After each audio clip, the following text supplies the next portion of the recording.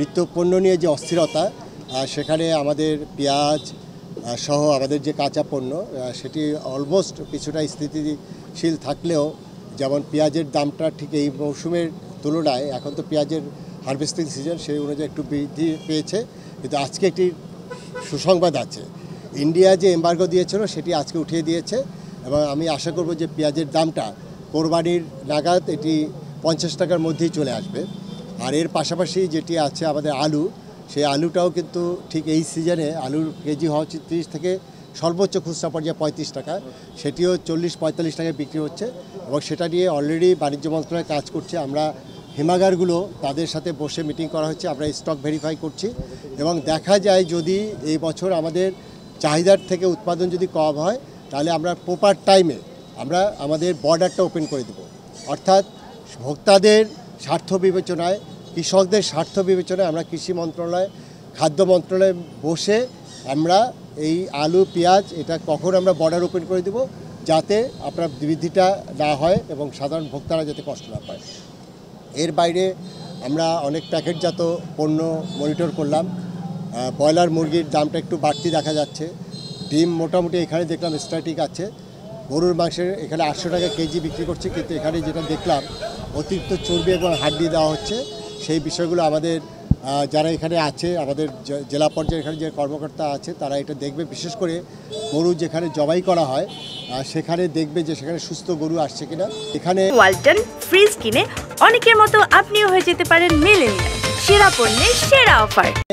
আখের চিনি বলে 215 টাকায় একটি অখ্যাত কোম্পানি, তারা 215 টাকায় বিক্রি করছে। আমরা ইতিমধ্যে বিএসটি এর ডেপুটি ডাইরেক্টরকে বলেছি যে তাদের কোনো স্ট্যান্ডার্ডাইজেশন আছে কিনা, এটা বিএসটি এর যে লোগো ব্যবহার করছে এটা বৈধ কিনা।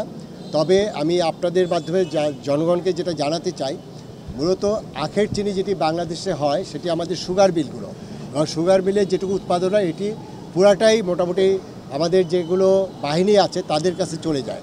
এটি কিন্তু খোলা বাজারে আসার সুযোগ একদম নাই। কিন্তু দেখা গেল আমরা চিনির মূল্য যেটা নির্ধারণ করে দিয়েছি তার থেকে অন্তত 80-90 টাকা বেশি দামে আখের চিনি বলে, দেশীয় আখের চিনি বলে প্যাকেট করে অখ্যাত কোম্পানি বিক্রি করছে। এটি এক ধরনের প্রতারণা।